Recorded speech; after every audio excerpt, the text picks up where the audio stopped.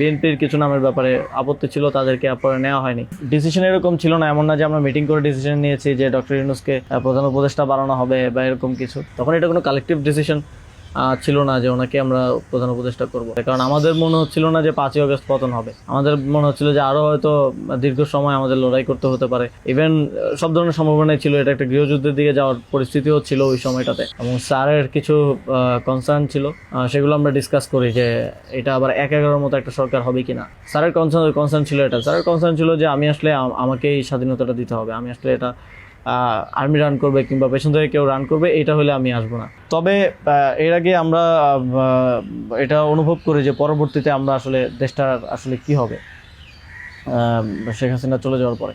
সেই জায়গা থেকে মানে এটা কোনো কালেকটিভ ডিসিশন এরকম ছিল না, এমন না যে আমরা মিটিং করে ডিসিশন নিয়েছি যে ডক্টর ইউনূসকে প্রধান উপদেষ্টা বানানো হবে বা এরকম কিছু। যোগাযোগ হচ্ছিল আমেরিকান এম্বাসির কয়েকজনের সাথে। এর পাশাপাশি হচ্ছে সাবেক ছাত্রদলের এক বড় ভাই আছেন শামীম ভাই, উনি মিরপুরে অর্গানাইজার হিসেবে খুব ভালো ভূমিকা পালন করছিলেন। তো ওনার সাথে আমার যোগাযোগ হচ্ছিল। উনি মূলত ওনার যোগাযোগটা ছিল মূলত মুশফিকুল ফজল আনসারি ওনাদের সাথে আর কি। তো ওনার মাধ্যমে আমার ডক্টর আলী রিয়াজ, তারপর হচ্ছে বদির আলম মজুমদার স্যারদের সাথে যোগাযোগ হয়। ওনাদের সাথে আমি কথা বলি। 1 তারিখ যখন আমরা আমাদেরকে ডিবি থেকে ছেড়ে দেওয়া হয় সেদিন প্রাথমিক কথা হয়, কিন্তু 2 তারিখ মূলত আসল কথাবার্তা শুরু হয়। ওনাদের সাথে কথা বলে এবং ওনাদেরকে তখন আমি জিজ্ঞেস করছিলাম যে ডক্টর মোহাম্মদ ইউনূস কি আসবেন কিনা যদি আমরা আহ্বান করি। তো সবার একটা কমন কথা ছিল উনি আসবেন না, কারণ ওনাকে এর আগেও তো অনেকবার চেষ্টা হয়েছে আহ্বান করার। ওই 24-এর নির্বাচনের আগেও একটা আলোচনা ছিল এবং এর আগেও 19 সালের দিকে একটা আলোচনা ছিল। এর আগেও যখন তত্ত্বাবধায়ক সরকার ছিল তখনও ওনাকে আনার চেষ্টা করা হয়েছিল, বাট উনি সবসময় পলিটিক্যালি থেকে রিফিউজ করেছেন, দূরে থাকতে চেয়েছেন। তো আলী রিয়াজ স্যারও আমাকে বললেন, বদিউল আলম মজুমদার স্যারও বললেন যে উনি আসবেন না। আরও যাদের সাথে কথা হচ্ছিল উনি রাজি হবেন না, এই ধরনের একটা কথা ছিল। বাট আমি সরাসরি ওনার সাথেই কথা বলতে চাই। এবং তখন হচ্ছে ওই শামীম ভাই আমাকে ওনার বর্তমান যে এপিএস সাব্বির ভাইয়ের নাম্বার দেন। তো সাব্বির ভাইয়ের সাথে যোগাযোগ করার পর সাব্বির ভাই আমাকে বলেন যে আমি তো স্যারের সাথে নাই। তো স্যারের সাথে মঈন চৌধুরী নামের একজন তখন স্যারের প্রাইভেট সেক্রেটারি হিসেবে কাজ করছিলেন। তো সাব্বির ভাই আমাকে মঈন চৌধুরীর নাম্বার দেন। মঈন চৌধুরীর সাথে আমি যোগাযোগ করি 2 তারিখ কি 3 তারিখ হবে, এবং ওনার সাথে আমার কথা হয়। এবং উনি তখন বলছিলেন যে স্যারের একটা ছোটো সার্জারি আছে। স্যার তখন ফ্রান্সে ছিলেন। তো সার্জারি আছে এবং পরবর্তীতে আমি ওনাকে মেসেজগুলো ক্লিয়ার করার চেষ্টা করি যে আমরা চাচ্ছি এমনটা। তো উনি স্যারের সাথে কথা বলেন। স্যার আমাদেরকে পরে একটা মেসেজ পাঠান যে তোমরা যেটা করতেছো আমি তোমাদের সাথে আছি আর কি। এটা হচ্ছে 2 তারিখের দিকে স্যার একটা মেসেজ আমাদেরকে পাঠান থ্রু মঈন চৌধুরী, কিন্তু তখনও কথা হয়নি। স্যারের সাথে আমার প্রথম কথা হয় হচ্ছে, মানে আমি বারবার ইনসিস্ট করছিলাম সরাসরি কথা বলতে, কারণ সবাই অনুৎসাহিত করতেছে যে স্যার আসবেন না, আদার অপশনস দেখার জন্য, প্রধান উপদেষ্টা হিসেবে অন্য কাউকে দেখার জন্য অনেক নামও আসতেছিল, অনেক নামও সাজেশন আসতেছিল। কিন্তু আমার চিন্তাটা ছিল যে আমাদের যে অর্থনৈতিক ভঙ্গুর পরিস্থিতি, তারপরে একটা বিশেষ পরিস্থিতিতে আমরা সরকার গঠন করলে সেটার জাতীয় আন্তর্জাতিক যেই স্বীকৃতির ব্যাপার আছে, এগুলো আসলে ডক্টর মোহাম্মদ ইউনূস ছাড়া পসিবল হবে না। তো সেই জায়গা থেকে আমি বারবার যোগাযোগ করার চেষ্টা করি। পরে মঈন চৌধুরী স্যারের সাথে আমাকে কথা বলিয়ে দেন। সম্ভবত ওনার নাম্বার থেকেই প্রথম কথা বলা হয়। এবং স্যারকে আমি অ্যাপ্রোচ করার পরে স্যার আমাকে বললেন যে আমি হচ্ছে তোমরা অন্য কাউকে ভাবো। এটা সম্ভবত 3 তারিখ। স্যার বললেন যে, এবং স্যার কয়েকজনের নামও বললেন যে তোমরা ওনাদেরকে ভাবতে পারো। এর মধ্যে 2-1 জন আমাদের উপদেষ্টা পরিষদেও আছে এখন। স্যার বললেন যে আমার লাইফটা তো ডিফারেন্ট, আমি এখান থেকে আসবো কিনা। এবং উনি বলেন যে তাহলে, আমি যখন বললাম যে স্যার আপনাকে ছাড়া হবে না, আপনাকে আসতেই হবে, তখন উনি বললেন যে আমি ভেবে দেখি, তোমরাও ভাবো, যদি আদার কোনো বেটার অপশন পাওয়া যায় তাহলে তোমরা ভাবো, আর আমিও ভেবে তোমাদেরকে জানাবো। তো 3 তারিখ তো অনেক কিছু আনসার্টেন ছিল, এক দফা শুধু ঘোষণা হয়েছে, কবে পতন হবে, কবে আসবে, এটা আনসার্টেন ছিল। আমার মনে হয় এটাও ডিসিশন নেওয়ার ক্ষেত্রে একটা বাধা ছিল সে সময়। কিন্তু আমি যথেষ্ট, আমার মনে হচ্ছিল যে উনি ডিনাই করলেও he is to some extent positive, মানে যেটা বাকিদের থেকে আসতেছে যে একেবারেই আসবে না এরকম।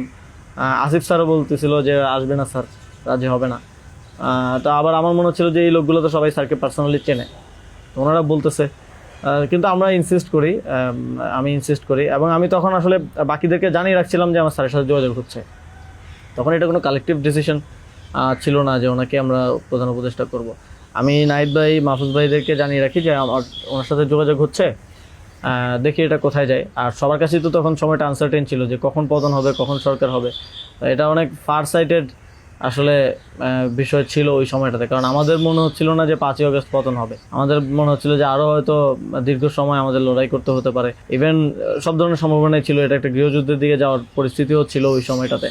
5 তারিখ স্যার যখন সার্জারিতে ঢুকবেন, ঢোকার আগে হচ্ছে কথা হয়, যখন শেখ হাসিনা পালিয়ে গেল সন্ধ্যায়, আমরা চ্যানেল 24-এর অফিসে, তখন আমি স্যারের সাথে কথা বলতে চাই যে এখন তো পতন হয়ে গেছে, এখন একটা ডিসিশনে আসতে হবে। তো তখন মঈন ভাই স্যারের সাথে আমাদেরকে কলে যুক্ত করেন। তো চ্যানেল 24 অফিসেই নাহিদ ভাই আর আমি আমার ফোন থেকে লাউড স্পিকারে স্যারের সাথে কথা বলি।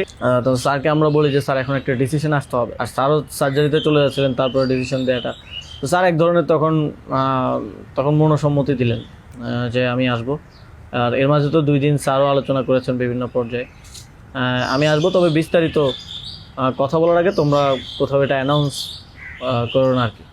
তো এই আলোচনাটা হওয়ার পরে আমরা অনেকগুলো বিষয় ছিল ডিসকাস করার মতো। আলোচনাটা হওয়ার পরে আমরা চ্যানেল 24-এর অফিসে প্রেস ব্রিফিংটা করি সেদিন রাতে, এবং সরকারের রূপরেখাটা কি হবে সেখানে ঘোষণা করি, একটা অন্তর্বর্তীকালীন জাতীয় সরকার ঘোষণার কথা বলি। এছাড়াও আরও রূপরেখাগুলো বলি যে রাজনৈতিক অংশগ্রহণ, তারপর সিভিল সোসাইটি, তারপরে অভ্যুত্থানের নেতৃত্বের অংশগ্রহণ, এই পলিসিগুলো আমরা সেখানে ঘোষণা করি। স্যারের নামটা ঘোষণা করা হয়নি। সেদিন রাতে স্যারের সাথে আবার চূড়ান্ত কথা হয়, রাতের আনুমানিক 12:30 থেকে 2টা-2:30 পর্যন্ত প্রায় 2 ঘন্টা স্যারের সাথে নাহিদ ভাই আর আমার কলে কথা হয়, এবং সেখানে আমরা বিস্তারিত বিভিন্ন বিষয়গুলো আলোচনা করি, এবং স্যারের কিছু কনসার্ন ছিল সেগুলো আমরা ডিসকাস করি যে এটা আবার 1-11 মতো একটা সরকার হবে কিনা, আমরা ক্ষমতায় বসবো কিন্তু পেছন থেকে আর্মি আমাদেরকে চালাবে কিনা, অথবা অন্য কেউ আমাদেরকে ডিক্টেট করবে কিনা।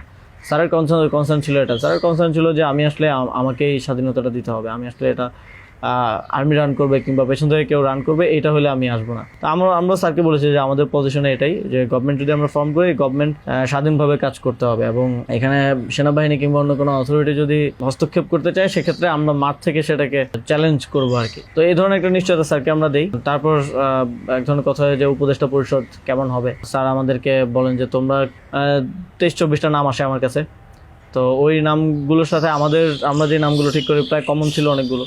তারপর আমরা একটা লিয়াজু কমিটি করা হয়, যারা হচ্ছে সকল রাজনৈতিক দলের সাথে আলোচনার ভিত্তিতে একটা উপদেষ্টা পরিষদ গঠন করবে। তো ওই লিয়াজু কমিটির আহ্বায়ক ছিল মাহফুজ ভাই। তো ওনারা কমিউনিকেশন শুরু করে দেয় জামাতের সাথে, বিএনপির সাথে, আরও যারা রাজনৈতিক দল আছে, সিভিল সোসাইটি আছে, তাদের সাথে যোগাযোগের মাধ্যমে সবার থেকে নাম প্রস্তাব আসতে থাকে। কিছু নাম ছিল কমন, আমাদের এখানেও কমন, যেমন কিছু মানুষজন, যেমন সালাউদ্দিন আহমেদ স্যার, উনি তো অর্থনীতিতে বাংলাদেশে মানে এই মুহূর্তে যদি আমরা চিন্তা করি তাহলে ওয়ান অফ দ্য বেস্ট। তো ওনার নামটা সব দিক থেকে আসে। তো এরকম কিছু কমন নাম আসে, আবার কিছু নাম দেখা যায় আমরা ইনক্লুড করি বা কোনো এক পক্ষ থেকে আসে কিন্তু অন্য পক্ষ এটাকে আবার রিফিউজ করে। বিএনপির কিছু নামের ব্যাপারে আপত্তি ছিল, তাদেরকে পরে নেওয়া হয়নি। এভাবে একটা মোটামুটি সবার সাথে কনসালটেশনের ভিত্তিতে একটা উপদেষ্টা তালিকা করা হয়।